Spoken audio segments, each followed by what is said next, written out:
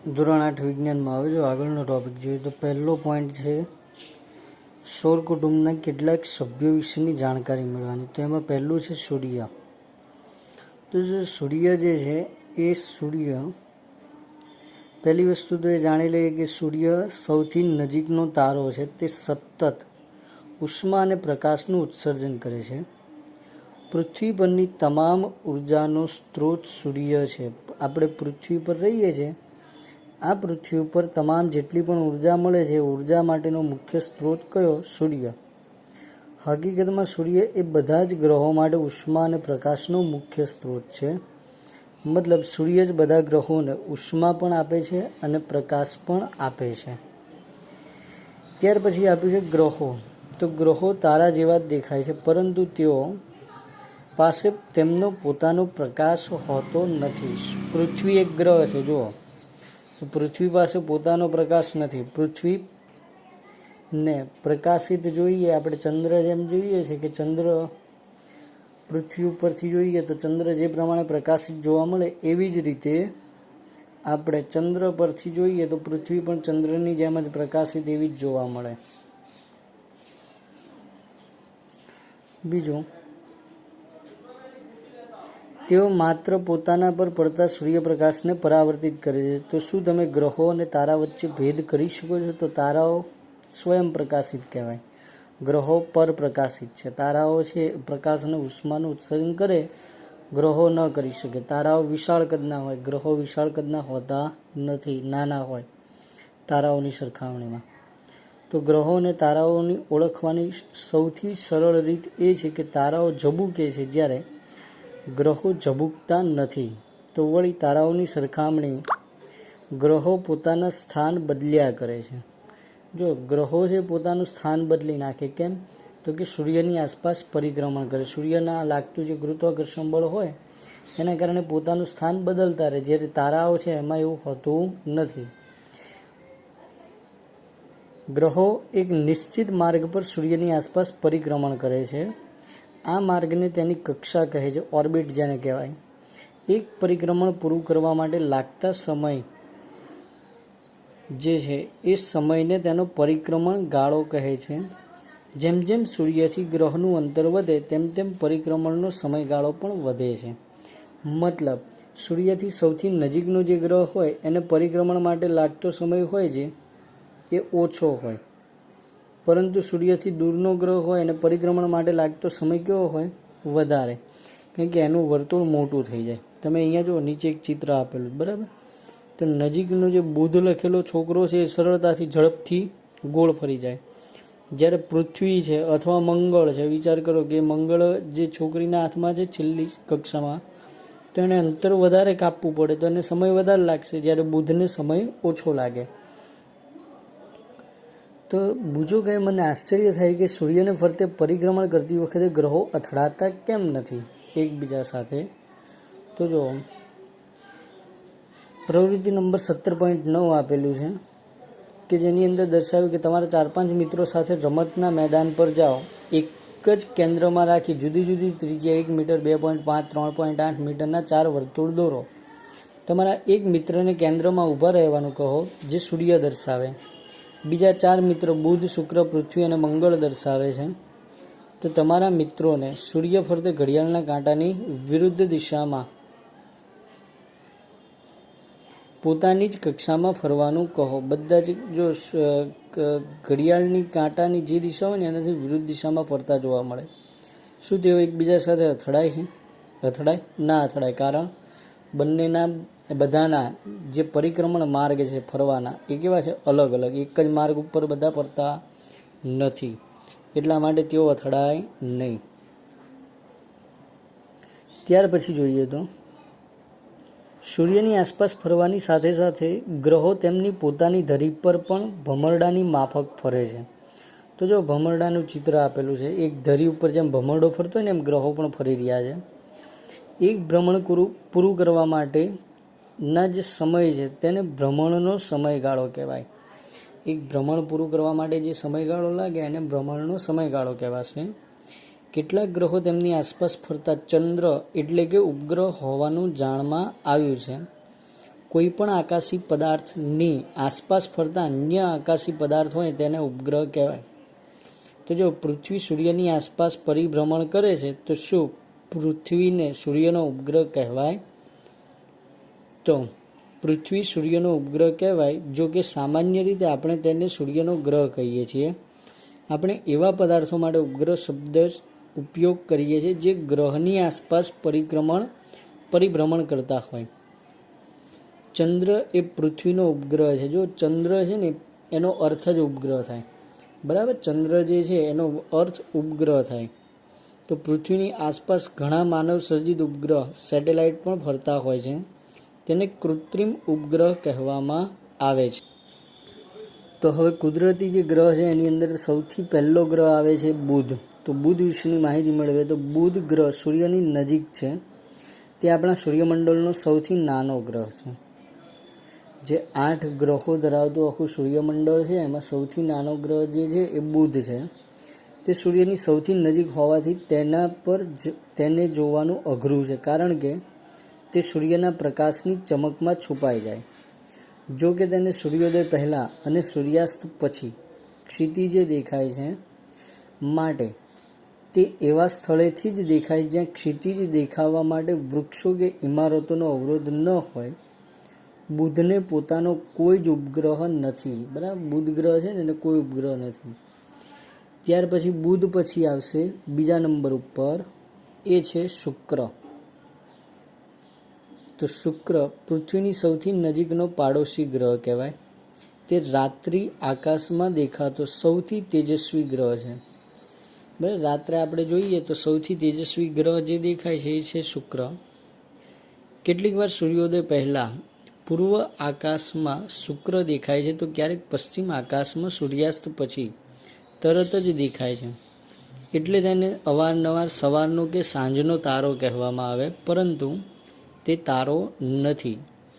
રાત્રિ આકાશમાં શુક્રનું સ્થાન નક્કી કરવાની કોશિશ કરો. એટલે કે રાત્રિ આકાશમાં તો એક જો કેવું શું કરવું, પશ્ચિમ દિશામાં સૂર્યાસ્ત થાય ત્યારે જ જોવાનું.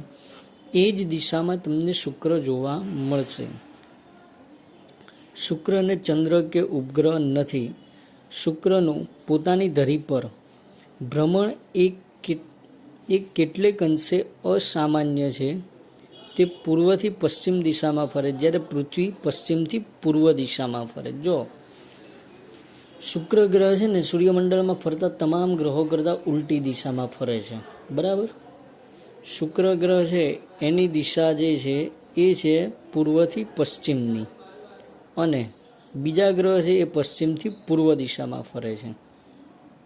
ત્યાર પછી જોઈએ તો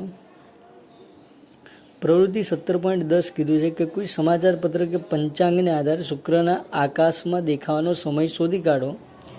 શુક્રને તેના તેજસ્વીપણાને લીધે સરળતાથી ઓળખી શકાય. યાદ રાખો કે શુક્રને આકાશમાં વધુ ઊંચાઈએ જોઈ શકાતો નથી. શુક્રને સૂર્યોદયના 1 થી 3 કલાક પહેલાં અથવા સૂર્યાસ્તના 1 થી 3 કલાક પછી સરળતાથી જોઈ શકાય. તો પહેલી કે શું તેનો મતલબ એ છે કે શુક્ર ઉપર, સૂર્ય પશ્ચિમમાં ઉગે છે અને પૂર્વમાં આથમે? તો આ વાત સાચી ગણાય. શુક્ર ઉપર સૂર્ય છે પશ્ચિમમાં ઉગશે અને પૂર્વમાં આથમશે.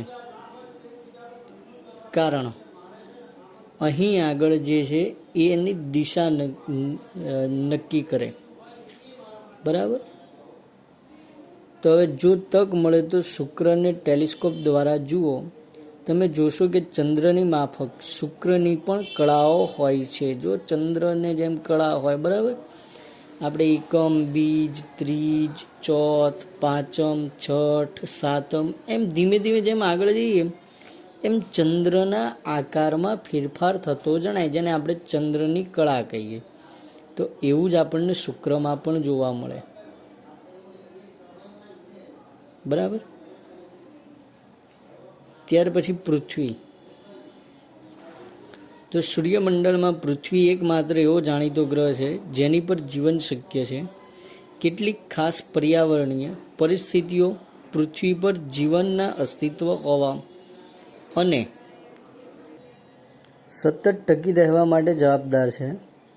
આ બાબત સૂર્યથી યોગ્ય અંતર હોય, તેના તાપમાનમાં યોગ્ય ગાળો, પાણીની હાજરી, યોગ્ય વાતાવરણ તથા ઓઝોનનું આવરણ છે. આ બધા જો કારણો છે જવાબદાર કે પૃથ્વી પર જીવન શક્ય છે. આપણે આપણા પર્યાવરણના રક્ષણ માટે ચોક્કસ સંભાળ રાખવી જોઈએ, જેથી પૃથ્વી પરનું જીવન જોખમાય નહીં. પૃથ્વી પર રહેલા પાણી તથા ભૂમિ પ્રદેશોની સપાટી પરથી પ્રકાશનું પરાવર્તન થવાને લીધે અવકાશમાં પૃથ્વી લીલાશ પડતી ભૂરી દેખાય છે. જો અવકાશમાંથી આપણે જોઈએ ને તો પૃથ્વી ભૂરી દેખાય, લીલાશ પડતી. તો એનું કારણ શું છે? પૃથ્વી પર રહેલું જે પાણી અને ભૂમિ પ્રદેશ અને પાણી જે છે એ ત્યાંથી પ્રકાશનું પરાવર્તન જે થાય એના કારણે આપણને એવો રંગ દેખાય. પૃથ્વીની ભ્રમણની ધરી તેને કક્ષીય સમતલને લંબ નથી. પૃથ્વી પર ઋતુઓના ફેરફાર માટે આ ઝુકાવ જવાબદાર છે. પૃથ્વીને એક ચંદ્ર છે. જો આપણે એવું કહીએ છીએ કે પૃથ્વી થોડી નમેલી છે, બરાબર? તો પૃથ્વી જે નમેલી છે ને એના કારણે જ અલગ અલગ ઋતુઓ જોવા મળે છે. પૃથ્વીને એક ચંદ્ર છે એટલે કે ઉપગ્રહ છે. જો મારી ઉંમર 13 વર્ષ હોય તો મેં સૂર્ય ફરતે કેટલા ચક્કર માર્યા હશે? બોલો, કેટલા ચક્કર વાગે? 13 ચક્કર, બરાબર? બીજો કહે 13 વર્ષ હોય, કારણ કે આપણે એક વર્ષનો જે સમયગાળો છે ને, આપણે એમ કહીએ ચંદ્ર ફરતે લાગતો એક ચક્કરનો સમયગાળો છે, એટલા માટે. તો આપણા પૃથ્વી પછીનો ગ્રહ આવે છે એ છે મંગળ. તો પૃથ્વીની બહારની કક્ષા જે છે, પૃથ્વીની કક્ષાની બહારનો પ્રથમ ગ્રહ મંગળ છે, તે થોડોક લાલાશ પડતો છે, એટલે જ તેને લાલ ગ્રહ પણ કહેવામાં આવે છે. મંગળના 2 કુદરતી ઉપગ્રહ છે. બીજું, મંગળની જમીન પર મેગ્નેશિયમ સૌથી વધારે માત્રામાં છે, એટલે લાલાશ પડતો દેખાય. ત્યાર પછીનો ગ્રહ છે ગુરુ, જેને જ્યુપિટર કહેવામાં આવે. તો સૂર્યમંડળનો સૌથી મોટો ગ્રહ ગુરુ છે, બરાબર? બુધ સૌથી નાનો અને ગુરુ સૌથી મોટો. તે એટલો વિશાળ ગ્રહ છે કે તેની અંદર 1300 પૃથ્વીઓ સમાઈ શકે. 1300 જેટલી પૃથ્વી સમાઈ શકે અંદર, એટલો મોટો ગ્રહ છે. તમે પૃથ્વીના વિષુવવૃત્તથી પરિચિત છો. વિષુવવૃત્તના સમતલને વિષુવવૃત્તીય સમતલ કહેવામાં આવે છે. જે સમતલમાં પૃથ્વી સૂર્યની આજુબાજુ પરિભ્રમણ કરે તેને પૃથ્વીનું કક્ષીય સમતલ કહેવાય. એટલે કે જે માર્ગ ઉપર પૃથ્વી પરિભ્રમણ કરે સૂર્યની ફરતે, એનું કક્ષીય સમતલ થયું. જોઈ લો, તમે જોઈ શકો છો બાજુમાં નીચે આકૃતિ આપી તેમાં. આ બંને સમતલો એકબીજા સાથે 23.5નો ખૂણો બનાવે છે. વિષુવવૃત્તીય સમતલ અને કક્ષીય સમતલ. એનો મતલબ એમ થયો કે પૃથ્વીની ધરી તેના કક્ષીય સમતલ તરફ 66.5ના ખૂણે નમેલી છે. કેવી રીતે આવી? તો 90માંથી બાદ કરી દીધો. 90માંથી બાદ કરી નાખો તમે 23.5, બરાબર? એટલે 66.5, બરાબર? 90 એટલા માટે કે એકબીજાને લંબ હોય તો 90નો ખૂણો બને, એટલા માટે. જો કે ગુરુનું દળ પૃથ્વીના દળ કરતાં 318 ગણું છે. તે પોતાની ધરી પર ખૂબ જ ઝડપથી ફરે છે. તો પહેલી કે મને એક વિચાર આવ્યો કે જો તમે એક નાનો એવો દડો લો જેમાં 1300 જેટલા વટાણા સમાઈ શકે, તો તે દડો ગુરુને દર્શાવે અને એક વટાણાનો દાણો છે એ પૃથ્વી દર્શાવે છે. તો ગુરુને મોટી સંખ્યામાં ઉપગ્રહ છે. તેની આજુબાજુ ઝાંખા વલયો પણ છે. આકાશમાં ખાસો તેજસ્વી દેખાતો હોવાને લીધે તમે ગુરુને ખૂબ જ આસાનીથી ઓળખી શકો છો.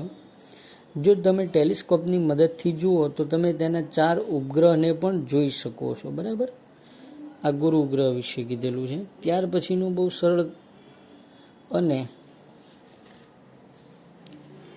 શ્રેષ્ઠ એવું કહી શકાય શનિ ગ્રહ.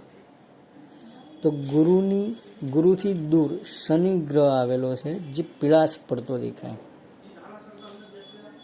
બુજો પાસે એક રમતિયાળ ખ્યાલ આવ્યો કે જો આપણે શનિ પાણીના મોટા ખાડામાં હોય તેવી કલ્પના કરીએ તો તે તરી શકે. તમે જો અહીંયા આગળ એક સરસ મજાની આકૃતિ આપી છે. એમાં લખ્યું છે શનિ પાણી કરતાં ઓછી ઘનતા ધરાવે છે. તો ઘનતા ઓછી હોય તે સરળતાથી તરી શકે. પાણી કરતાં ઓછી ઘનતા હોય ત્યારે તો તેના સુંદર વલયો તેને સૂર્યમંડળમાં ખાસ બનાવે છે. ખુલ્લી આંખોથી આ વલયો દેખાતા નથી. તમે તેને સાદા ટેલિસ્કોપની મદદથી જોઈ શકો છો. શનિ પણ મોટી સંખ્યામાં ઉપગ્રહ ધરાવે છે. તો શનિ માટે રસપ્રદ વાત એ છે કે તે બધા જ ગ્રહોમાં સૌથી ઓછી ઘનતા ધરાવે છે. તેની ઘનતા પાણીની ઘનતા કરતાં પણ ઓછી છે, એટલે પાણી પર તરી શકે, બરાબર, બોલની જેમ. તો યુરેનસ અને નેપચ્યુન ગ્રહ વિશે છે કે તેઓ સૂર્યમંડળના સૌથી બહારના ગ્રહો છે. તેઓ શક્તિશાળી ટેલિસ્કોપની મદદથી જ જોઈ શકાય, આપણે નરી આંખે જોઈ શકીએ નહીં. શુક્રની જેમ યુરેનસને પણ પૂર્વથી પશ્ચિમ તરફ ફરે છે. યુરેનસની સૌથી નોંધપાત્ર બાબત એ છે કે તે ખૂબ વધારે ઝૂકેલી ધરી ધરાવે છે. આના લીધે તેનું ધરી ભ્રમણ તેને પડખાભેર ગબડતો હોય તેવું જ દેખાય છે, બરાબર, કોણીય જે ગતિ કહેવાય તેવી. તો પહેલા 4 ગ્રહો બુધ, શુક્ર, પૃથ્વી અને મંગળ, બાકીના 4 ગ્રહો જે કરતાં સૂર્યની નજીક છે તેમને આંતરિક ગ્રહો કહેવાય છે. આંતરિક ગ્રહો ઓછા ઉપગ્રહ ધરાવે છે, બરાબર. મંગળ સુધીના જે ગ્રહ છે તે ઓછા ઉપગ્રહ ધરાવે. મંગળની કક્ષાની બહાર આવેલા જે ગ્રહો છે એને ગુરુ, શનિ, યુરેનસ, નેપચ્યુન જે બાહ્ય ગ્રહો કહેવાય, બરાબર. અને આ બાહ્ય ગ્રહો આજુબાજુમાં વલયો ધરાવે તથા સૌથી વધારે સંખ્યામાં ઉપગ્રહ ધરાવે. અને સૌથી વધુ ઉપગ્રહ ધરાવતો હોય તો એ છે ગુરુ. તમે જોઈ શકો છો અહીંયા સૂર્યમંડળના કેટલાક અન્ય સભ્ય વિશે પણ જણાવ્યું છે. તો બીજા પણ કેટલાક એવા પદાર્થો છે જે સૂર્યની આસપાસ પરિક્રમણ કરતા હોય, તેઓ પણ સૂર્યમંડળના સભ્ય છે. જેમાં પહેલું છે લઘુ ગ્રહો, જેને એસ્ટેરોઇડ કહેવાય. તો મંગળ અને ગુરુની કક્ષાની વચ્ચે ખૂબ જ મોટી જગ્યા છે. આ જગ્યામાં ખૂબ મોટી સંખ્યામાં આવેલા નાના પદાર્થો દ્વારા રોકાયેલી છે, જે સૂર્યની આસપાસ પરિભ્રમણ કરે છે, જેને લઘુ ગ્રહો એટલે કે એસ્ટેરોઇડ કહેવામાં આવે છે. એસ્ટેરોઇડને પણ શક્તિશાળી ટેલિસ્કોપની મદદથી જ જોઈ શકાય છે, આપણે નરી આંખે જોઈ ન શકીએ. તમે જો અહીંયા નીચે આકૃતિ આપી છે, એમાં લઘુ ગ્રહો દર્શાવેલા છે, બરાબર. એક આખી રચના એવી જ પેન્સિલ આમ જાણે આછી કરી હોય એવી રીતે છે. ત્યાર પછી છે ધૂમકેતુ. તો ધૂમકેતુ પણ આપણા સૂર્યમંડળના સભ્ય છે. તેઓ સૂર્યની આસપાસ ખૂબ જ લંબવૃત્તીય કક્ષામાં પરિભ્રમણ કરે છે. જો કે તેમનો સૂર્યની ફરતે પરિક્રમણનો સમયગાળો છે સામાન્ય રીતે ખૂબ મોટો હોય. સામાન્ય રીતે ધૂમકેતુ એક તેજસ્વી શીર્ષ અને લાંબી પૂંછડી ધરાવે. શીર્ષ એટલે માથું, તેજસ્વી માથું અને લાંબી પૂંછડી હોય. તે જેમ જેમ સૂર્યની નજીક આવે તેમ તેમ તેની પૂંછડી મોટી થતી જાય. જો સૂર્યની નજીક આવે ને એટલે ગરમી મળે એટલે એની પૂંછડી છે ને મૂળ શું હોય તો ધૂમકેતુ બરફ ધરાવે એટલે બાષ્પીભવન વધારે થાય. બાષ્પીભવન વધારે થાય ને એટલે વરાળ વધારે નીકળે, એટલે વધારે વરાળને કારણે આપણને પૂંછડી મોટી દેખાય. ધૂમકેતુની પૂંછડી હંમેશા સૂર્યની વિરુદ્ધ દિશા તરફ જાય. કેમ દૂર જાય? વરાળ છે એટલા માટે. એટલે કે સૂર્યની દૂર તરફની દિશામાં લંબાયેલી હોય. ઘણા ધૂમકેતુઓ એક નિશ્ચિત સમયગાળા બાદ દેખાવા માટે જાણીતા છે. તો આવો જ એક ધૂમકેતુ હેલીનો ધૂમકેતુ છે, જે દર 76 વર્ષે દેખાય છે. તે છેલ્લે 1986માં દેખાયો હતો. તો તમે કહી શકશો કે આ ધૂમકેતુ ફરી ક્યારે દેખાય? તો 1986 છે, એમાં 76 ઉમેરી નાખવાના, બરાબર. 2062માં જોવા મળે. તો ધૂમકેતુ માટેની અંધશ્રદ્ધાઓ પણ હતી પહેલાં, કે કેટલાક લોકો એવું માને કે ધૂમકેતુ આપત્તિઓ જેવી કે યુદ્ધ, રોગચાળો અને પૂરના એંધાણ લઈને આવે. પરંતુ આ બધી જ માન્યતાઓ અને અંધશ્રદ્ધા છે. ધૂમકેતુનું જે દેખાવાનું છે એ કુદરતી ઘટના કહેવાય, બરાબર. એ કંઈ આવું હોતું નથી. એટલે આપણે આવી ઘટનાથી ડરવું જોઈએ નહીં. ત્યાર પછી ઉલ્કા અને ઉલ્કાશિલા. તો સ્વચ્છ આકાશમાં જ્યારે પણ ચંદ્ર ન હોય તેવી રાત્રે તમે ક્યારેક કોઈ તેજસ્વી લીસોટો જોયો હશે, એટલે કે જેને આપણે ખરતો તારો પણ કહીએ. સામાન્ય રીતે તેને આપણે ખરતા તારા કહીએ છીએ. જો કે તે તારા નથી, ઉલ્કા છે. એટલે કે અવકાશીય પદાર્થ હોય છે, પૃથ્વીના ગુરુત્વાકર્ષણ બળને કારણે ખેંચાઈ આવે અને એ સળગી ઉઠે છે, એવી રચના હોય. તો ઉલ્કા હકીકતમાં એક નાનકડો પદાર્થ છે જે પૃથ્વીના વાતાવરણમાં દાખલ થાય ત્યારે તે સમયે તેની ઝડપ ખૂબ વધારે હોય. વાતાવરણના ઘર્ષણને કારણે તે ગરમ થઈ જાય અને તે ઝડપથી સળગી અને વરાળમાં થઈ ઉડી જાય. એટલા માટે જ તેજસ્વી લીસોટો થોડા સમય માટે જ દેખાય છે. બીજી વસ્તુ કે આજે આપણે કહીએ છીએ કે તેજસ્વી લીસોટો દેખાય છે ને એ, તો તમને એ ખબર હશે કલ્પના ચાવલા, બરાબર, જેનું અવકાશયાન પાછું ફરતા પૃથ્વી પર પાછું ફરતા સળગી ગયું. એની પાછળનું કારણ પણ આ જ હતું. વધારે પડતું હવા સાથે એર બ્રેકિંગ જેને કહેવાય, એટલે કે હવા સાથેનું ઘર્ષણ, જેને કારણે સળગી ઉઠ્યું અવકાશયાન. તો ઉલ્કાથી થતો લીસોટો તમને દર્શાવ્યો છે અને નીચે લખ્યું છે કેટલીક ઉલ્કાઓ ખૂબ જ મોટી હોય છે અને એટલે તે સંપૂર્ણ સળગી જાય તે પહેલાં પૃથ્વી સુધી પહોંચી જાય છે. જે પદાર્થ પૃથ્વી સુધી પહોંચે છે તે ઉલ્કા શિલા કે ઉલ્કાપિંડ કહેવાય છે. સૂર્યમંડળ કયા પદાર્થોનું બનેલું છે તે જાણવા માટે ઉલ્કાશિલા વિજ્ઞાનીઓને મદદરૂપ થાય. તો જો ઉલ્કા વર્ષા વિશે, કે જ્યારે પૃથ્વી ધૂમકેતુની પૂંછડી પાસેથી પસાર થાય ત્યારે ઉલ્કાની હારમાળાઓ દેખાય છે, તેને ઉલ્કા વર્ષા કહે છે. કેટલીક ઉલ્કા વર્ષા દર વર્ષે ચોક્કસ સમયગાળે થતી હોય છે. તેમના દેખાવાનો સમયગાળો તમે કોઈ સામાયિક કે ઇન્ટરનેટ પરથી મેળવી શકો છો કે ક્યારે જોવા મળી શકે. તો હવે જે છેલ્લો ટોપિક છે જે કૃત્રિમ ઉપગ્રહ. તો તમે સાંભળ્યું હશે કે પૃથ્વીની આજુબાજુ પુષ્કળ માત્રામાં ઉપગ્રહ કક્ષામાં ફરે છે. તમને નવાઈ થશે કે કૃત્રિમ ઉપગ્રહ કઈ રીતે કુદરતી ઉપગ્રહથી જુદા પડે છે. તો કૃત્રિમ ઉપગ્રહ જે છે માનવ સર્જિત હોય છે, તેમને પૃથ્વી પરથી છોડવામાં આવે. તેઓ પૃથ્વીના કુદરતી ઉપગ્રહ ચંદ્ર કરતાં પણ વધારે નજીકથી પૃથ્વીની ફરતે પરિક્રમણ કરે છે. ભારતે ઘણા કૃત્રિમ ઉપગ્રહ બનાવીને છોડ્યા છે. આર્યભટ્ટ એ ભારતનો પહેલો કૃત્રિમ ઉપગ્રહ છે. બીજા કેટલાક ભારતીય ઉપગ્રહના નામ આ મુજબ છે.